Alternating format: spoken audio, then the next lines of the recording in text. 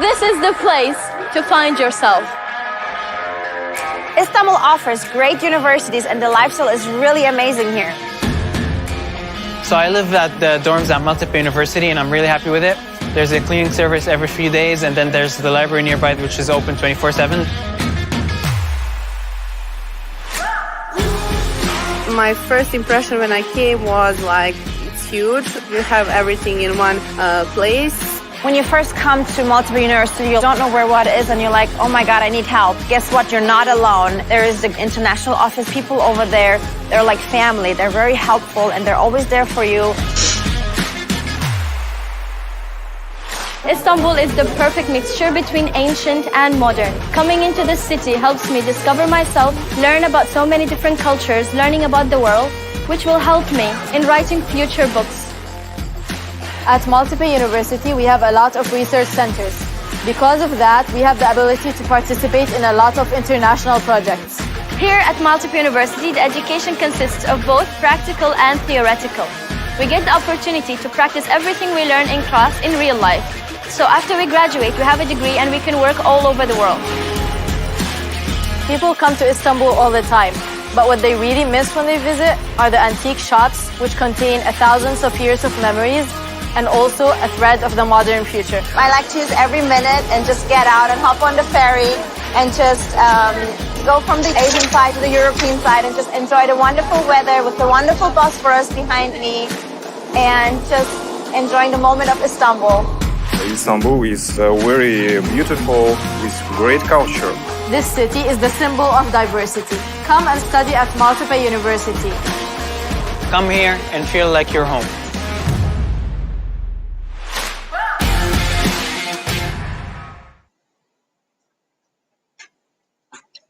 Hello to everyone and good morning. Welcome you all to the second day of the 7th Maltepe University International Student Congress. I am Semanur. I will be the moderator of this session. I want to thank you all for your participations before we get started. I hope it will be a useful and good congress for all of us. I wish you all a very successful congress. If you have any questions about presentation, you can write your question comment section. When the presentation is over, I can forward your question to the presenter. Today we are starting to our first session with our first presenter, Zoe Garayou, and who will talk about environmental etudes in Greece, application of the new environmental paradigm and EP scale. Now let's hear it from Zoe. Good morning. My name is Zoe Garayou and I'm from Greece. I'm a PhD student at the Hellenic Open University. I start my presentation, yes. Thank you. The paper refers to the environmental attitudes in Greece. Excuse me, in the first slide, please. Thank you. Thank you. This paper refers to environmental attitudes in Greece, application of the new environmental paradigm net scale. The next slide, please. Yes, thank you. The environmental attitudes are defined as a psychological tendency expressed by evaluating the natural environment with some degree of favor or disfavor, and are a crucial construct in the field of environmental psychology. Many researchers have studied the environmental attitudes, which are generally measured using a number of tools. The new environmental paradigm scale is one of the most widely used measures of environmental concern. The next slide, thank you. NEP includes 15 items with a 5-point Likert response scale from strongly agree to strongly disagree. NEP measures 5 core components of individuals' environmental concern: beliefs about humanities, limits to economic growth, anti-anthropocentrism, the fragility of nature's balance, and finally, the possibility of potentially catastrophic environmental changes or eco-crisis affecting people. The scope of the study is to investigate the application of the NEP scale in Greece in order to evaluate the environmental awareness of the Greek citizens and locate the most important facets of the NEP scale. Thank you. The survey was conducted after the lockdown due to COVID-19 of November 2020 in Greece. The data was collected using a structured questionnaire addressed to the adults inhabitants of the major Greek cities. Totally 1,689 questionnaires were considered valid and analyzed. The questionnaire consists of two sections. The first section includes questions to determine participant environmental attitudes using the NEP scale, while the second one records the sociodemographic data of the same. The data were analyzed using descriptive statistic, mean value and standard deviations, C-square test, PCA K-means analysis. Here, only the descriptive statistic and C-square tests are shown.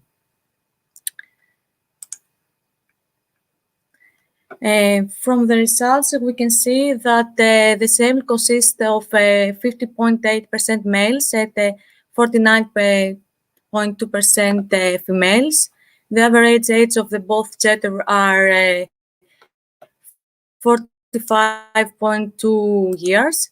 The majority of the respondents are married and have children. The 35.4% of the respondents have a compulsory education, and 28.7% of the respondents have university educations. Furthermore, the 30.6% of the respondents are private employees, and 19.8% of the respondents are self-employed.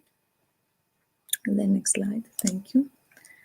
The annual total family income corresponds to 5,000 to 10,000 euros for the 20% of the respondents, and 10,000 to 15,000 euros for the 27% of the respondents. About the political beliefs, the 25% of the respondents declare belonging to the center. The 37% of the respondents state right-wing political beliefs, and 30% of the respondents state left-wing political beliefs. The same representing the adult Greek populations in the level of gender, age distributions, marital status, number of children, education, and occupation. Thank you. About the results of descriptive analysis and C-square test, we can see that almost half of the respondents agree with the opinion that we are approaching the limit of the number of people the Earth can support. In addition, 40% of the respondents disagree with the opinion that humans have the right to modify the natural environment to suit their needs, while the 35.5% of the respondents agree. Men agree the most with this opinion. Furthermore, 4 in 5 respondents agree with the opinion that when humans interfere with nature, it often produces disastrous consequences. Women and those who live outside Athens, which is the capital of Greece, agree the most. Thank you. 42% of the respondents agree with the opinion that human ingenuity will ensure that we do not make the Earth unlivable, while the 23.9% of the respondents disagree. Unmarried people and people with lower education disagree the most. Furthermore, 4 in 5 respondents agree with the opinion that humans are severely abusing the environment, while the vast majority of the respondents, 84.4% of the respondents, agree with the opinion that the Earth has plenty of natural resources if we just learn how to develop them. It's remarked that citizens living outside Athens embrace more this opinion.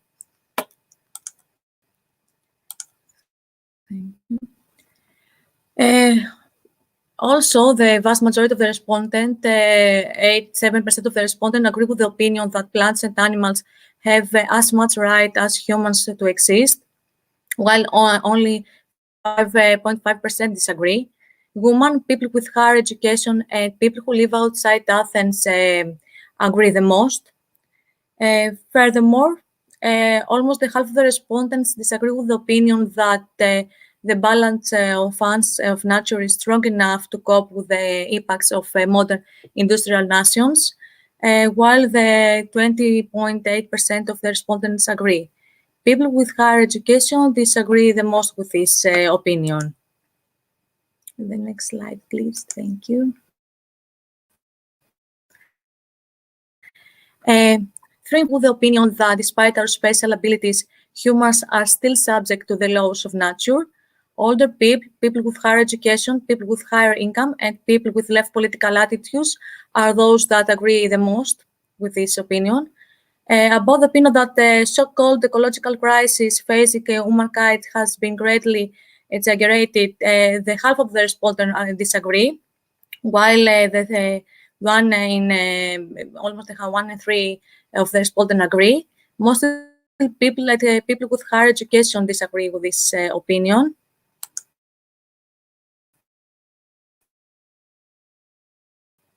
Yes. 44 respondents agree with the opinion that the Earth is like a spaceship, with very limited 5% of the respondents disagree. Unmarried people, people without children, and people with lower education disagree the most. Furthermore, 68% of the respondents disagree with the opinion that humans were a means to rule over the rest of nature. Young people, people without children, and people with higher education disagree the most. While 77% of the respondents agree with the opinion that balance of nature is very delicate and easily upset, while only 9% of the respondents disagree. People who have children and people who live outside Athens agree the most. The next slide, thank you.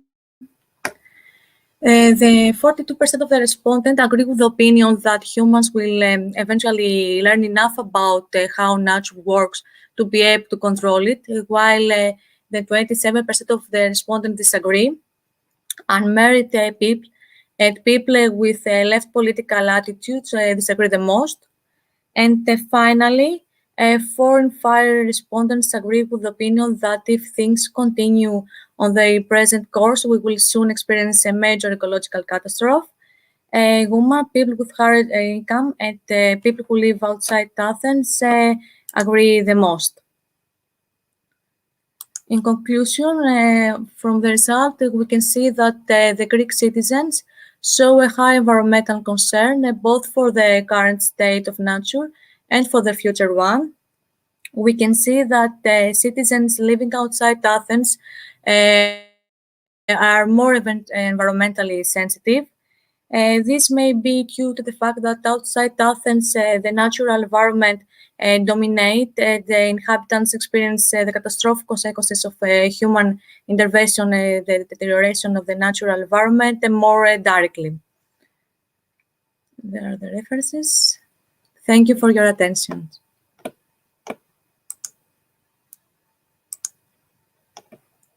Thank you. Okay, I would like to say thank you, Zoe, for presentation and participation. Thank you. And now we are continuing the session with our next presenter, Sayed Hüseyin Almut, who will talk about investigations of greenery facade approaches for the energy performance improvement of buildings and sustainable cities. Now let's listen it from them. Thank you. Hello. Good morning. First of all, I am Saeed Lahmoud, studying interior architecture at Near East University. My title is talking about investigation of greenery facade approach for the energy performance improvement of building and sustainable city. So now I wrote as abstract as a summary. Today, sustainability is resulting in a significant and enduring approach to architecture and the environment, and environmental threats such as greenery facade and resulting energy shortage and negative impact of climate change, sick building syndromes, and many building-related professional bodies have to lead a recognition of the need for effective sustainable building design strategy. As of this result, in recent years, there has been a long-term energy an increase in interest in developing efficient solution to improve the long-term energy, and the use of greenery on building facade is becoming more popular as a way to improve the quality of the life in urban areas.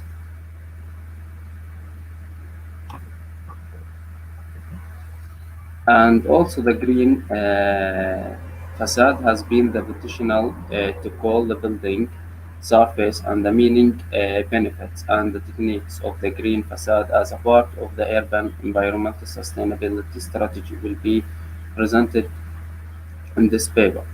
And the two types of green facade uh, system are the green facade of or vertical greenery and the living wall. And the goal of this research to analyze the effect of green facade system on the building temperature and to address different types of green facade system and their thermal effect as a part of this quest.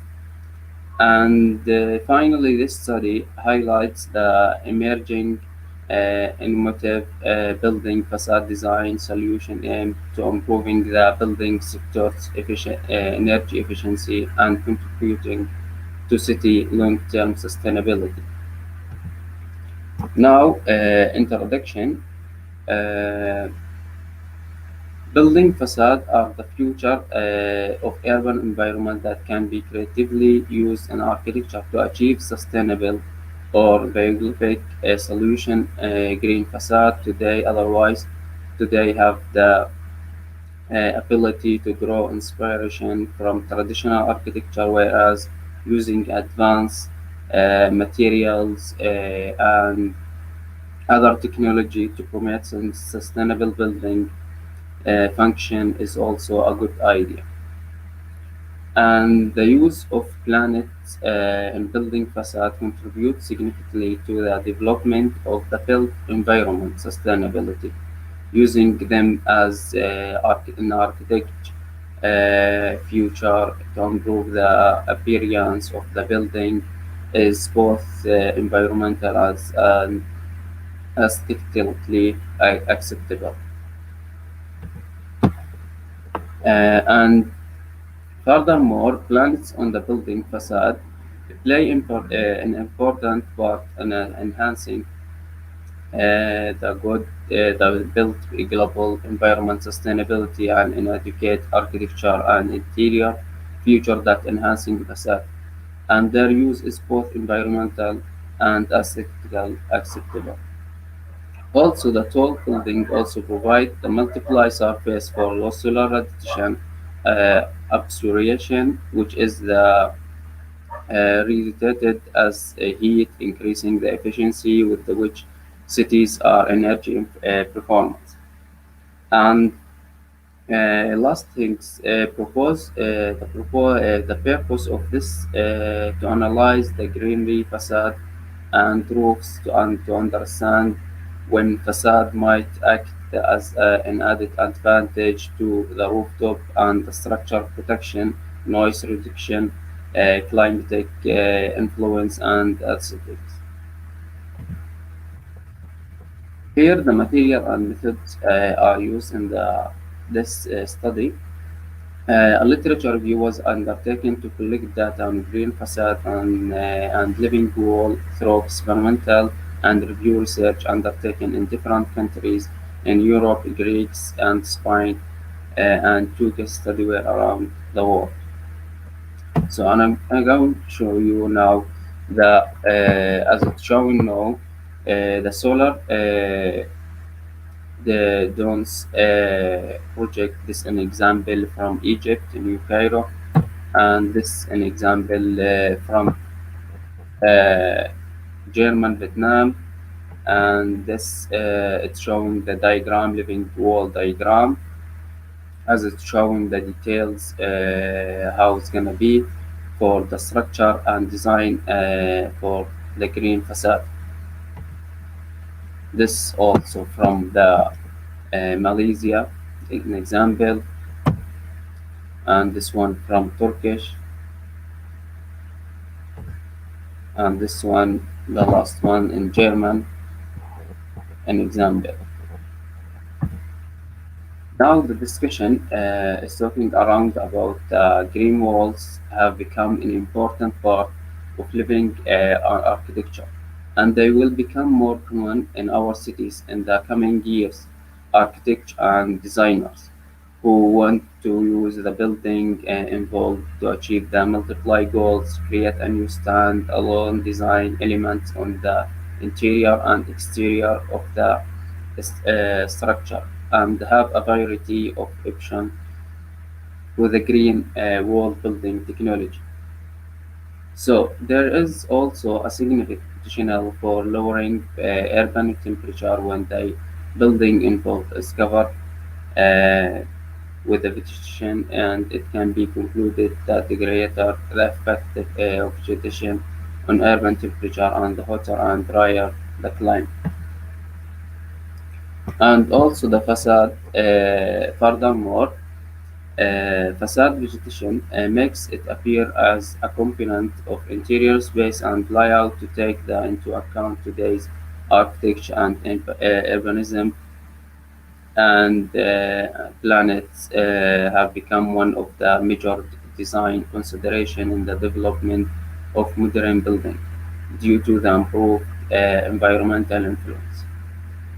And by reducing urban air as well as maximum surface temperature and contrast, rainwater management, air quality, and sustainable energy in a green facade that increase the amount of vegetation and or green infrastructure in the city can be significantly reduce the root or cause of the issue.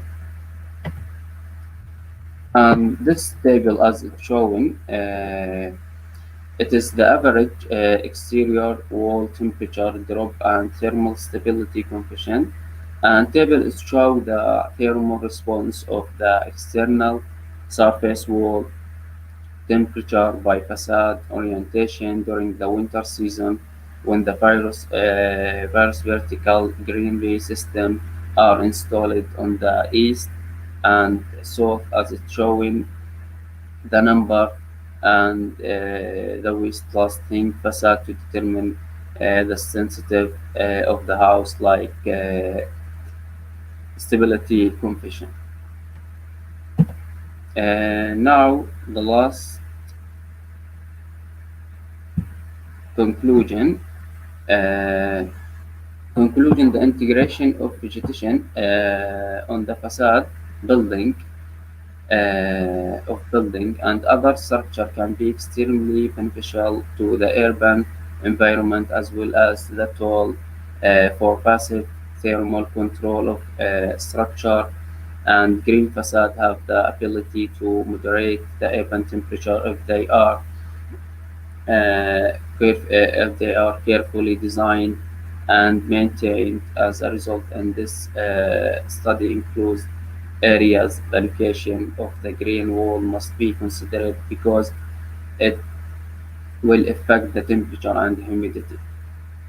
And additional, many green building designers are encouraged to consider the environmental impact and of the green facade as a part of sustainable design strategy that addresses our complex relationship with the natural environment and which is otherwise eroding as we live increasingly design urban environments.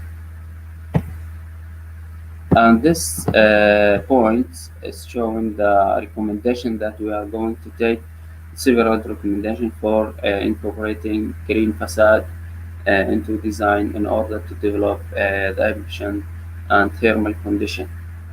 The first one, planets and vegetation must be liberally but with the caution on the building facade in urban areas, and planets should be chosen based on their natural support mechanism and ability to adapt to harsh environments. And the second one, planets and vegetation on the urban facade must be placed in such a way that they receive full sunlight and for as long as possible. And the third point, planets implemented in the vertical direction throughout the urban environment must be considered for the maintenance in order to avoid hazards, and they will need to be watered frequently and regularly trimmed. And the thermal comfort, the last point, thermal comfort will be compensated by the high relative humidity, particularly once and the temperature is high and there is no wind to elevate the discomfort. So this was my presentation, and thank you for listening. Okay, thank you, Hüseyin, for presentation and participation. Thank you so much. Thank you. And now we are continuing the session with our third presenter from Przemysław Palka, who will talk about urbanity of virtual city. Now let's listen it from Przemysław. Hello.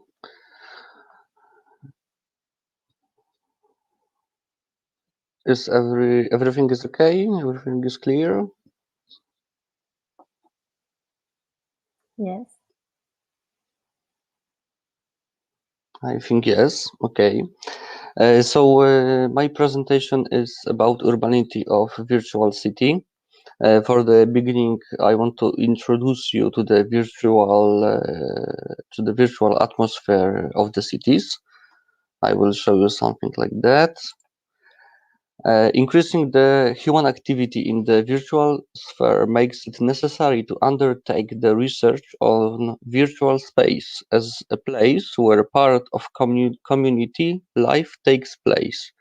The possibilities of creating cities in virtual space are currently limited only by a computer power and the possibilities of programmers. The common case is undoubtedly man and his needs, which evolve much slower than the technology that surrounds us. Virtual cities have many features, thanks to which they can be compared with real cities.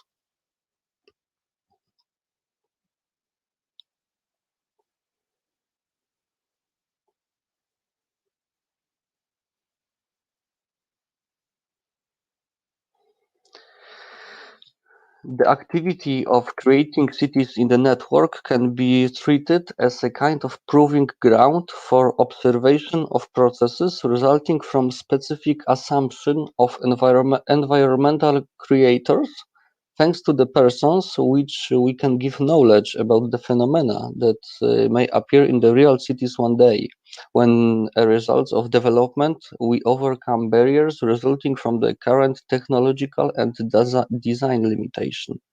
The presentation shows the analysis of virtual cities of high-budget AAA type games, Cyberpunk 2077 video game, and the city called Night City. The other Florence from the Assassin's Creed 2nd video game, and contemporary London from Watch Dogs Legion, in the context of their common features that build a sense of the real city. The city is an effect and a product of social processes. Space is not shaped only as a result of the architect's actions. Its image is a result of the processes of social and economic development. Understanding the space requires understanding the process that determined its shape and not another. Currently, the new social phenomena are taking place, which also need to be noticed and understood in order to be able to intentionally shape the resulting space. If it wasn't for the right approach to the design and the building of cities, we would live in space that is not in any way ordered. Is it worth remembering that what we call a city is a result of many factors, many processors, form and function. These features should be combined with features of a community, culture, economy, and technology and technique and technological progress, fauna and flora of the city and surroundings. Then it was possible to consider what the features are necessary to create the urban city. We divide them into 4 broad groups. The first group is web listing virtual cities. These are websites that defined themselves as a virtual cities, but in fact they are only guides, menus, and listing on the internet. They are all often created solely for advertising purposes, in particular to promote tourism, and are not intended to represent the build-up from the city.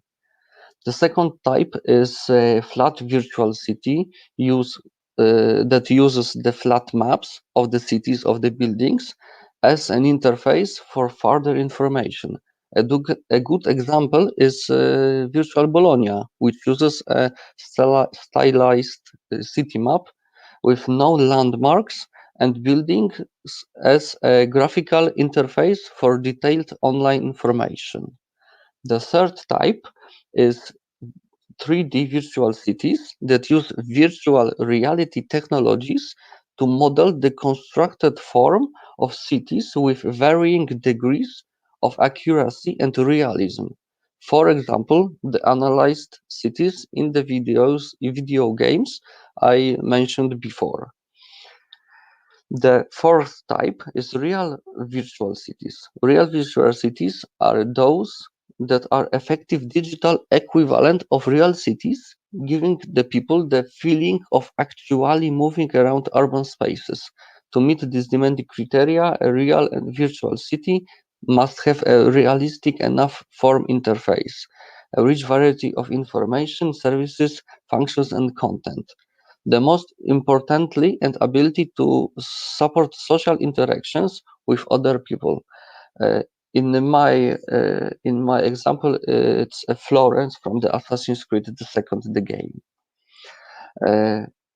I want to say about the urbanity of contemporary city. For example, I want to show you the Osaka from Japan and Hong Kong from China.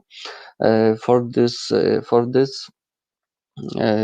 slide, you show the Hong Kong in comparison to the virtual city from the cyberpunk.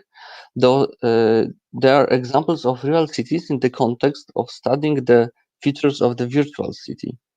These are cities in highly developed country with a history rapidly developing and investing in new technologies. It can be said that the development of cities means that they consume more and more resources and produce more and more. Cities are also greatly affected by the climate change that affects our entire planet, global warming, increasing air and water pollution. They are also struggling with other crises, natural disasters, economic problems, and social unrest. It is worth considering how to deal with such challenges and whether the solution would be to study virtual city in the context of preventing the mentioned problems. In the context of urbanity, these two metropoles, Hong Kong and Osaka, have a diverse community, low employment, and city is safe. The residents enjoy a healthy life and can afford commercials due to the good earnings. They earn a lot of money.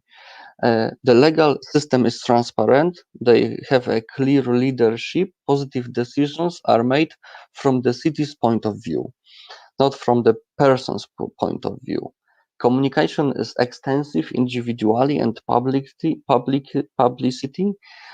In vertical and horizontal transport, there is a distributed land transport system, water transport as individual and a tourist system. The infrastructure meets basic and advanced energy, water, sanitary, heating, and technological needs by person. Size and scale of the virtual and the real city.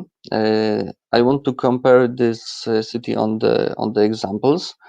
City is located on the bay and comparable in the size to the real cities. For example, Osaka has 15 per 15 kilometers without the airport. Hong Kong in China has about 10 by 10 kilometers, and the size of the virtual city, the night city from the Cyberpunk 2077, the game, is approx 10 by 7.10 kilometers per 7.7 kilometers. The city has a similar communication structure, so we can see that the virtual city from the game is much more similar than the real city size. About transport communication in the virtual city, the individual and public transport is in the form of surface and air traffic. Road communication arteries are divided into highways, urban, local, complementary, suburban, and rural roads. The public transport contains underground metro, air buses. The ground transport is based on pedestrian traffic, communication centers according to the division of the city into districts. A highly technologically developed city, however, struggling with problems. Night city is the negotiation of the resilient city from the definition of the resilient city. The society is stratified, poverty and unemployment prevail in the most numerous social groups. The suburbs and the living space are dangerous due to the prevailing gangs, petty and organized crime. The natural ecosystem is marginal and does not exist in the center at all. The city is corrupt in terms of the land use policy. Management is corrupt, city leadership unclear. The city leaders make bad strategic decisions guided by the interest of the individual decisions. The concept of the local resilience first appeared in the 1970s and refers to the city's ability to cope with change, its resistance and negative events, and its ability to rebuild after the crisis. I will go to the next city. We will talk about Florence right now from the Assassin's Creed 2nd. Assassin's Creed is set in the several regions of the Italy from the late 15th century. This is the third type that I mentioned before on the beginning. The urban reality of this Renaissance city is based on the truthfulness of the spatial features such as layout, architecture, design, and historical time-based social relations depending on the power, religion, and technological development. On this image, we can see Santa Maria del Fiore. This creates the environment for the game scenarios and activities. Oath can talk about virtual city reconstructed from one of the historical systems for a given period. Amongst a mapped architecture, there are most representative constructions of the time. For example, St. Mark's Square in Venice, the Cathedral of Santa Maria del Fiore, as you can see, the Grand Canal, the Rialto Bridge, and the Doge Palace in Venice. About the travel and the size, the characteristic feature of this example is the credibility of recreating the world represented. The presented locations are Florence, San Gimignano, Monteriggioni, Venice, Forlì Castle, and some parts of the Rome. The communication in between location is not shown. The communication within the city is unlimited according to the technological possibilities at that time, and that time when the game was made. The class society has its own local rules, but administration is legal and works well.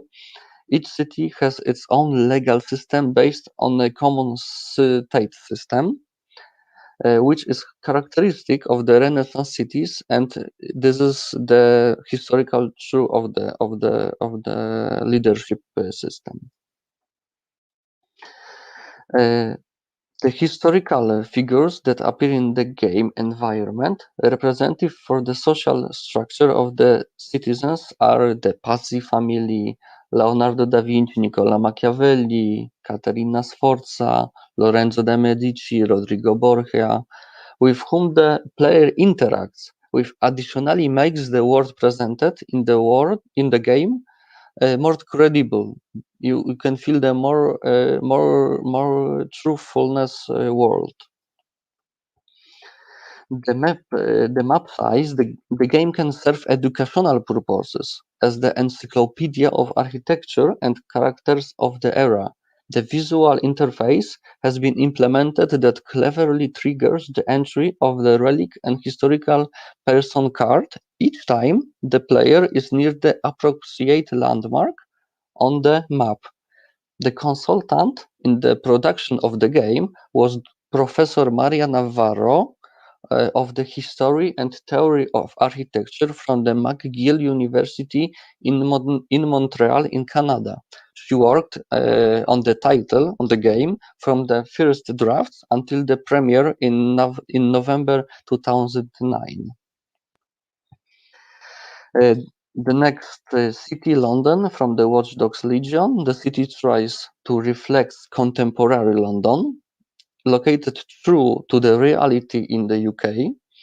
The city is divided into the center, transitions, urban, suburban, and undeveloped districts and industrial zones. The individual transport contains car, bicycles, public ground transports like buses and taxi, underground transport, air transport, water transport, and the roads are divided onto highways, tunnels, expressways, urban, suburban, local, and access roads. A characteristic feature of road traffic is left-hand traffic. The city is presented as a focal point of the century. The mapping of the historic center are the Tower of London, a medieval castle dating in part to 1078. The houses,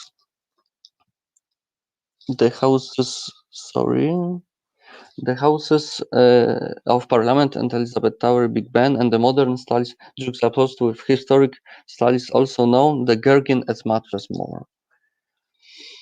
The communities from the relationships which each active citizenship, ethnic diversity among the inhabitants is visible. The average age of the inhabitants is noticeable, which is in line with actual state. The society is shown to be highly stratified, not clear leadership, corruption, manipulation of the local economy, and presumably middle class. Leaders are making decisions that are not in line with the interest of the inhabitants. This is on the scenario from the game that city surroundings are implemented into. The society is moving towards rebellion into the virtual London. As I said, the religious differences in the domination of the Catholic, Muslim, and atheist religions are not shown. Despite the above arguments, most of London has been shown credibly. Yes. In case of virtual cities, there's the beginning of my summary. In the case of virtual cities, in the presented form, perception plays a key role of credibility. The analysis of the user reaction in the virtual world is based on the existing patterns and of reflexes, reactions, and feelings. The mental scripts correct an object or space which is assessed in the context of the feeling experienced in a real city. In other words, the subliminal comparison of our patterns of the real world in the perception of the virtual world builds the veracity of the virtual image. The summary, what can we learn from this small research? In order of the virtual city to have the features that define its urbanity, it can be assumed that it is possible to create a virtual city by meeting the appropriate criteria system that following the appropriate features. The truth of the city will be based on the specific values of a represented world as well as the characteristics of IT environment. The summary notes are presented below as you see on the screen. The main features are the features that build the urbanity of the virtual cities and the technical features that build the game. It depends from the computing power, not from the urbanism and architectural knowledge. What is mentioned on the first three categories, the urban composition, the genesis of the city historical background, and the society. So that's all from me. Thank you very much. Thank you very much. That's all. Okay, I would like to say thank you, President Slav, for presentation and participation. And now we are continuing the session with our last presenter from Irene Aju, who will talk about proposed temperature extremes index based on Fourier harmonic analysis. Now let's listen it from them.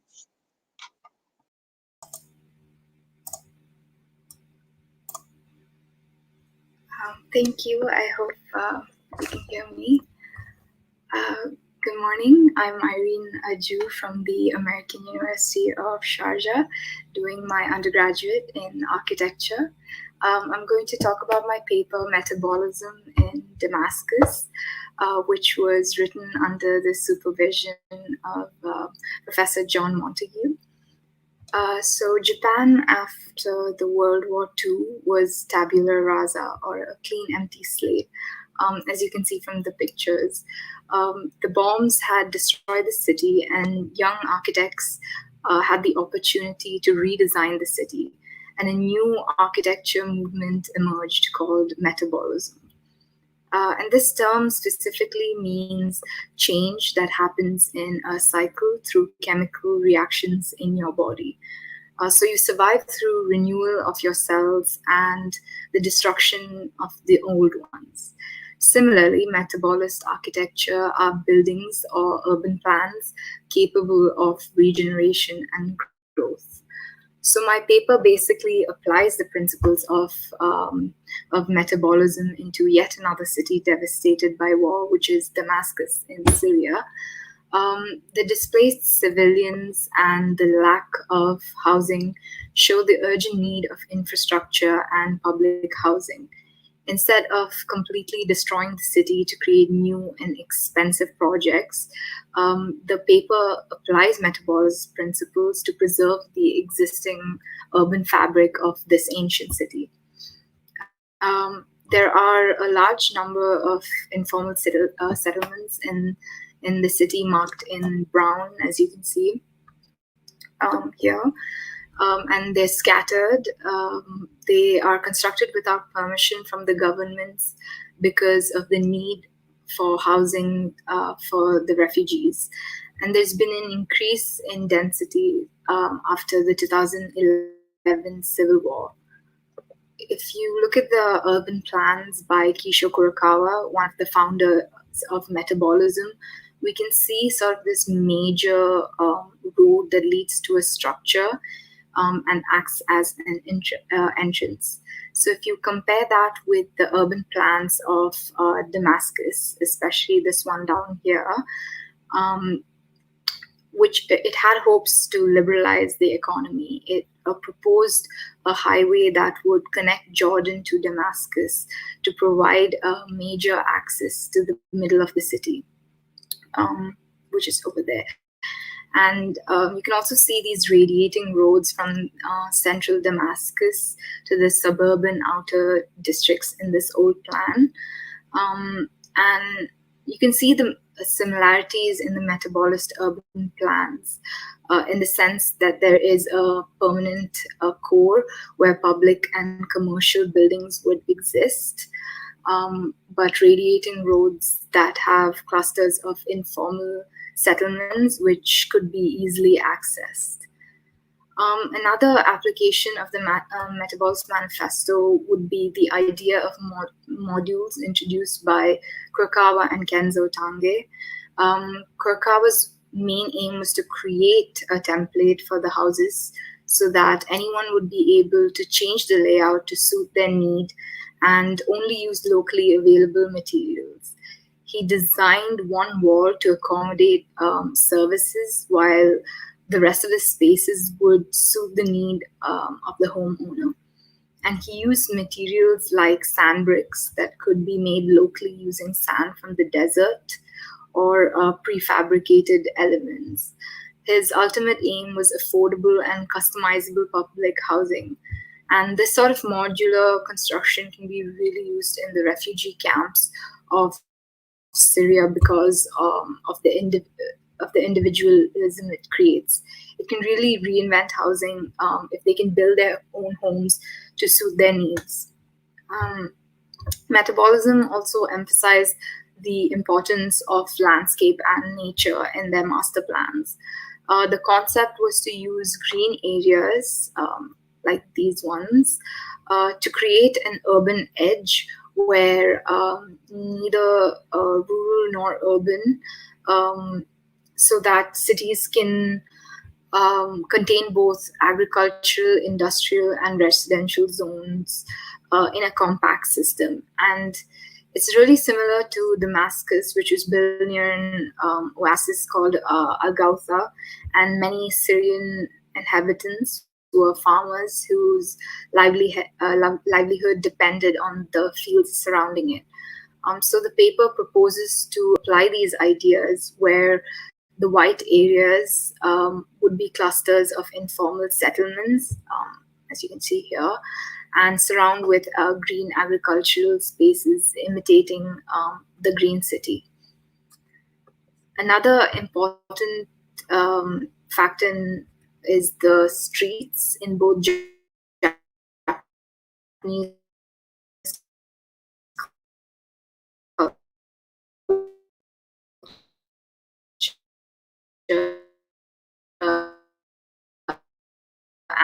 and the squatter settlements of Damascus become spaces with the addition of greenery, and they allow the residents to distinguish the intermediate spaces and functions like community gardens.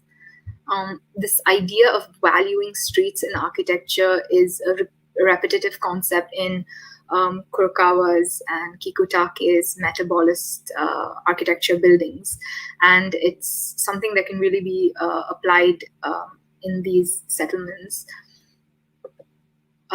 When we talk about Damascus, unfortunately, the future will require accommodating more displaced citizens as the war continues. The Metabolism Manifesto talks about a philosophy of impermanence, which comes from the Buddhist ideology of rebuilding something once it serves its purpose. But we know for refugees, it is a forced, painful reality rather than a poetic concept. Metabolist architect Kenzo Tange proposed a temporary colony that contains permanent services on the peripheral edge in a valley in Saudi Arabia. And this was intended as a pilgrim accommodation for Hajj in Muna near Mecca.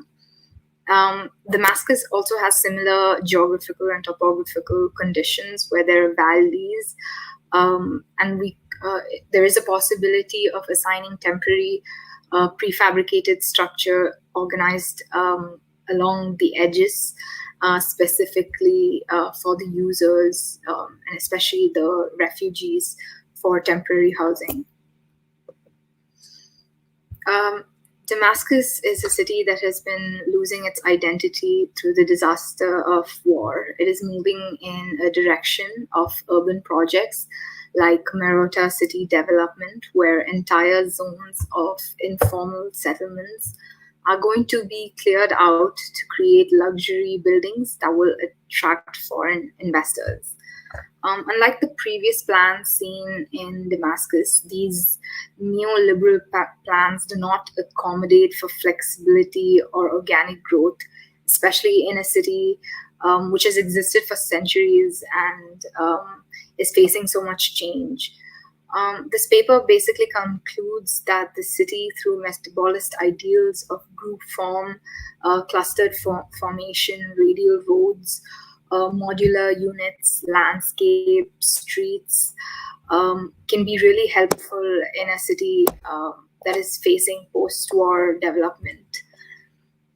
Metabolism is not only the architecture of change, but also hope. It comes from a hope that the world won't go back to the devastation that we see in places like Syria or Hiroshima.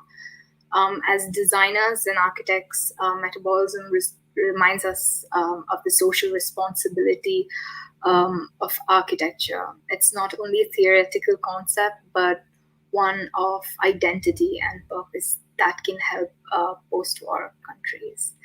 Thank you.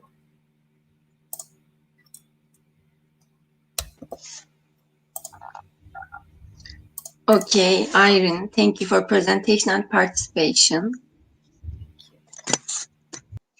Thank you. Okay, and now we will have a break before the second session of our Congress. Break is until 1 p.m. Thank you for joining us. See you at the second session. Goodbye.